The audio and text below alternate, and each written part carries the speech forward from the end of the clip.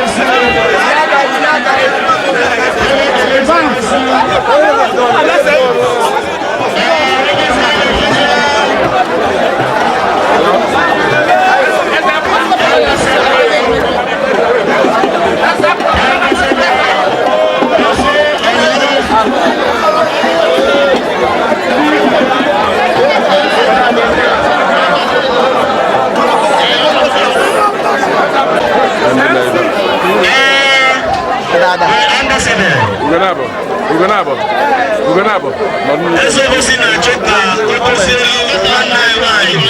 Sister Ngozi Ezeonu, mama na Nigeria niile, edozi ọnọdụ. Onye tamụma bụ evangelist ambassador Ifrem ọnụ onye jisika mkpọrọ ọnụ nkwe nke a. Sister Ngozi Ezeonu, ọ nọ n'iru Eze Obosi kịta ka edozi ọnọdụ. Ndani neno na azufa shift back. Oya bana shift back. Ngozi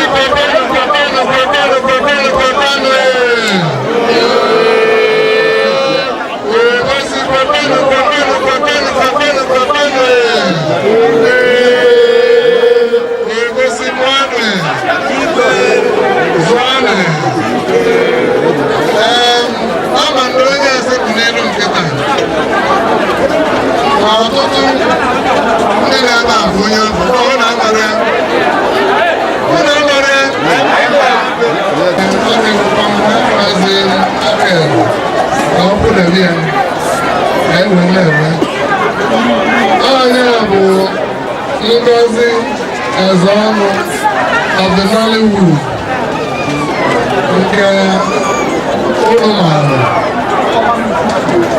wee mechasị anya n'ọrụ ọma ọ na-alụ na film industry Nigeria. Oge aṅụrị ọ na-enye anyị mbọ ọ na-agba wee fụ na film industry anyị na-aga n'iru nke bụ na kịta na Hollywood stars anyị ọ dịga ga-asị nọ na mba ndị ọzọ ma African countries ma n'obodo oyibo ka a ka ghọta ifefa na-eme. Ọ bụrụgo nnukwu industry internationally. Ya bụ na ọ kwesịrị na anyị ga na-akwanyere ugwu. N'ara ga-aga n'Obiora ga-aga Ọsụọfịa nke m owu ka anyị chi Ọsụọfịa Obosi. Anyị na-atụkwa anya ike zụọ mgbe eji wee bịa bụ na anyị agbasago naba. N'ọgwa anyị n'ara a na-eyi egbu egwu ogene wee bịa mana ikekwa ọdụfụ na-eme fim na Kanada ma ọ bụ mana onye nọ n'iru anyị taa bụ Ngozi Ezeonu.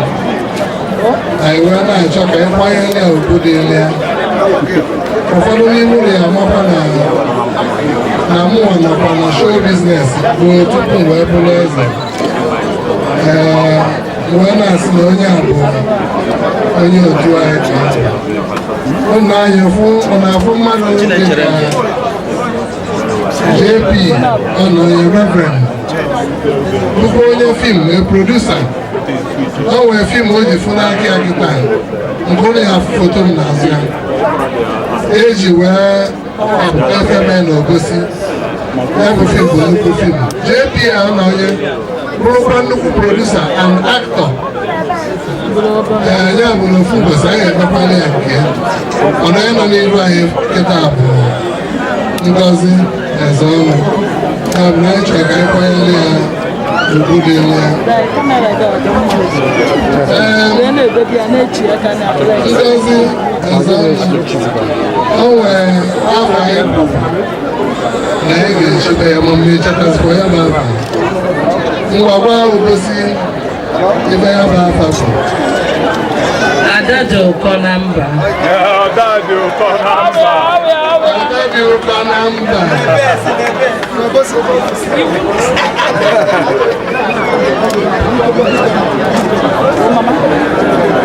Izizi anyị ga-enye bụ staff of office ka anyị na-enye ụmụada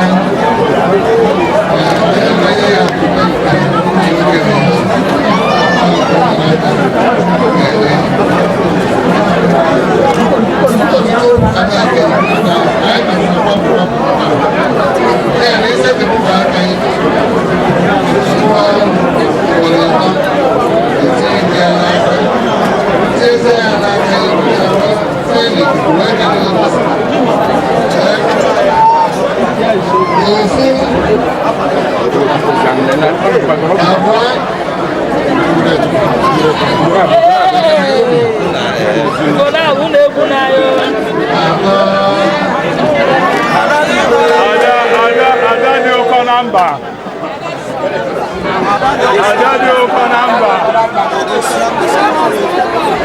akpọlitezi eze nwanyị Obosi ka o wepụ ya ife ọnụ nke ya bụ erobezi ya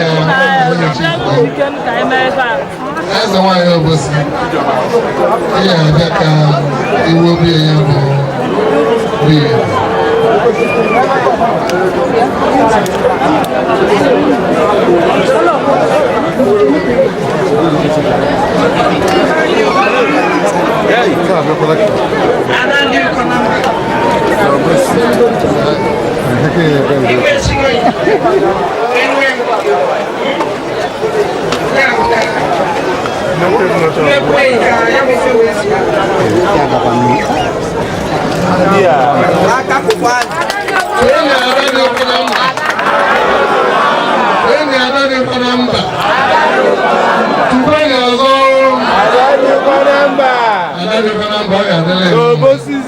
awasị gaba n'iru na Nollywood ị na-egosipụta otu isi eme na mbụ anyị na-ekwu na Chineke ga na-edu ya maka na ndị actors and actresses anyị ndị na-eto show business ha na-anọ n'ụzọ mgbe niile n'obodo oyibo mana Naịjirịa ma mba Afrịka niile ya na anyị na-asị na Chineke ga na-edu ya ọ ga-adịrị ya mma anyị kpọkwa ya oku na Obosi si na ọnwa alụ anya atụ eze anyị Igwe producer na director sifana ọnwụ ka ebe bụ chief nwaanyị n'ihi ga-eji ruo n'Igbo na ebe ambassador ka ebuzila ya na ebe level elugo na show business na Nollywood n'isifana ọnwa ebe ị na-eje seti apụrụ ofu ebe ọbụlagoro 24 hours ị na-eje ọ bụrụ na ka anụ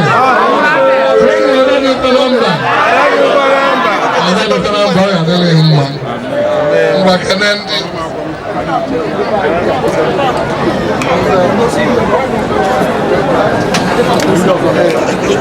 Obosi kwekwanụ kwekwanụ kwekwanụ kwekwanụ kwekwanụ.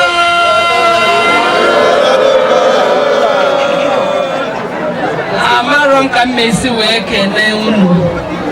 Igwe amarọ m ka m esi kelee ya mana anụ ayọ Chineke bi n'igwe bụ onye nye gị akọ na uche ka iji achị obodo Obosi ya biko ka ọ ghara ịkwụsị ọrụ obido n'ime n'aha Jizọs.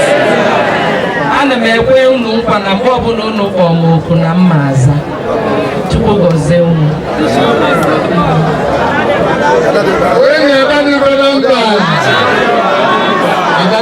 ọ ga-adịrị mma Ada dị ụkọ na mba ya ekele gị anyị na-anabatazi ndị anụkwu isi bụ agba ichie Eze dị n'obi chairman Eze kwesịrị ichie ozi omekadie alụ afa chief nke azụtazikwa Chineche ndụ eziokwu taanụ daalụnụ Jude isokwu ahịhịa ndọnụ daalụnụ a na-asị ụnụ daalụnụ ndọnụ esiri ike take care of ndị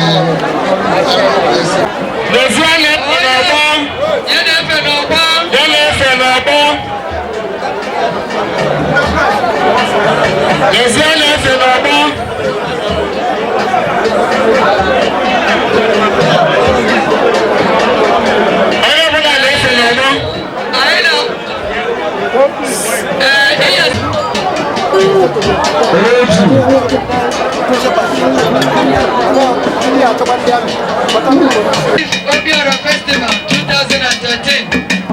Hey! Now I can go on a job, but I'm not going to make it. Dr. Bob, the chief of staff.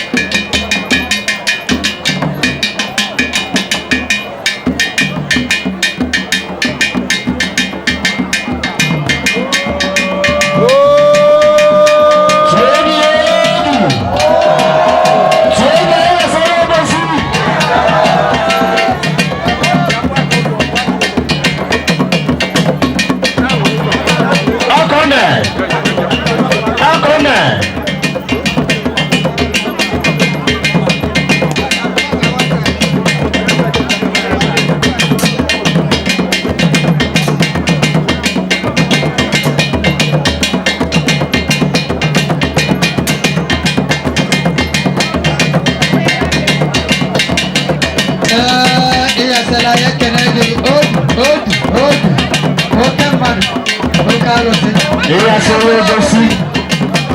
Dalo, kono baka twende haya sale. Eze Obosi. Owelo Obosi na be. Obosi. Obosi. Oh, come.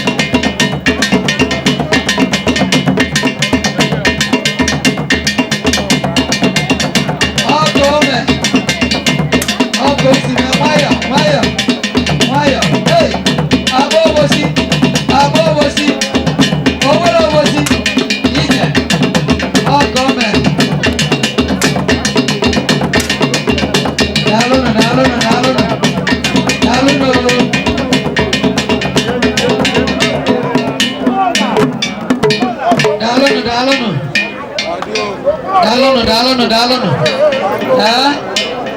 Obosi. Obosi.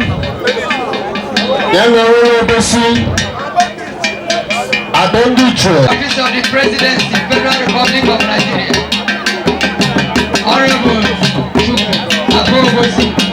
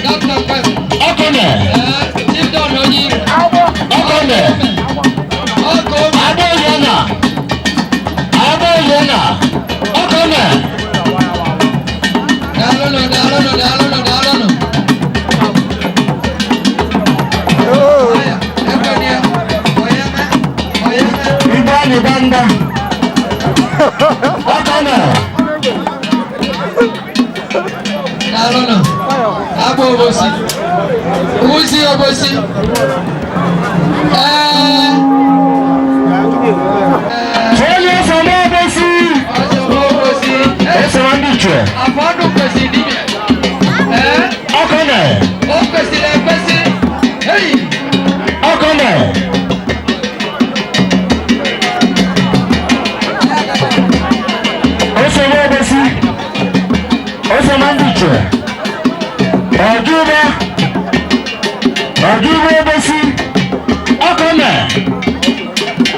Oh, this could go out. Oh, yeah, I got Igbo. I'm going to do it. Oh, yeah, it's a good work, man. Oh, my case, yeah. Oh, yeah, I'm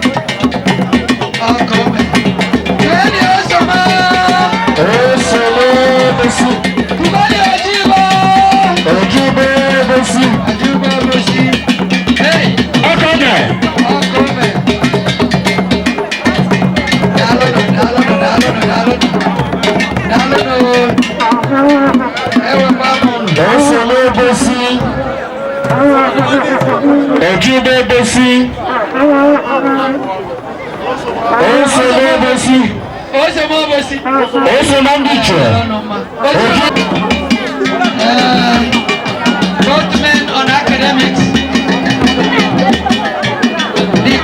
the greater academias in the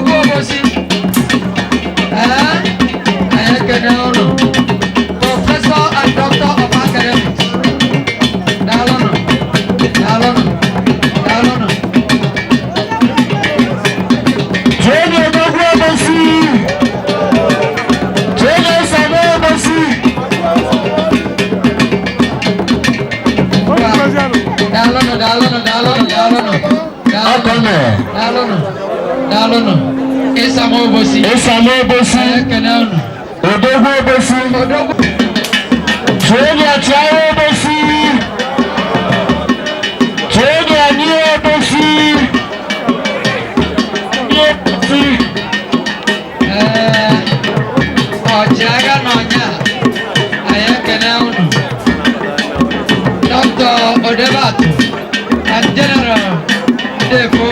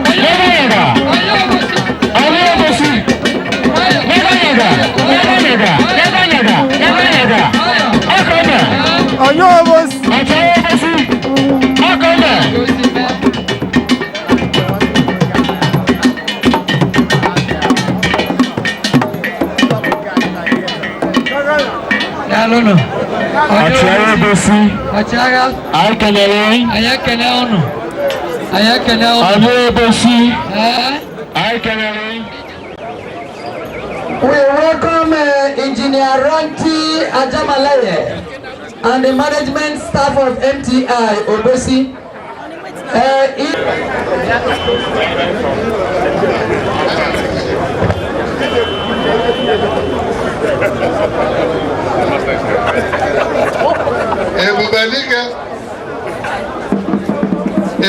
Abadike, Anna choosing it for your own award. Anna may recognize SA to Governor P2B on Youth and Sports. Honorable Ato Ibunam Ainak Asegen No. Ono Nezianya Ono Gafo Olajide Omokere James. Dancing to the tune of the Eze of Obosi Kingdom, alongside his most amiable, lovable, most outstandingly beautiful, elegant lady, Mrs. Omoka. Never seen a beautiful lady like you in recent times.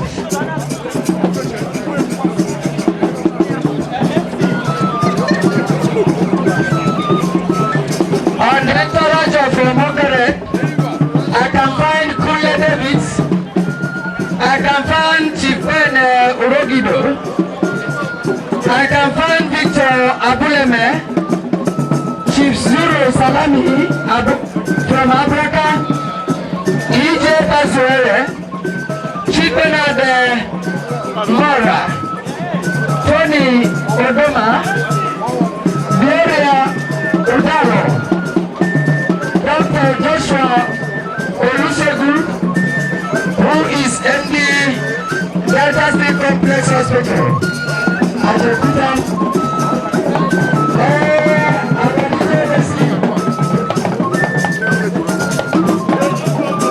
Honorable Chief Sisi Melu,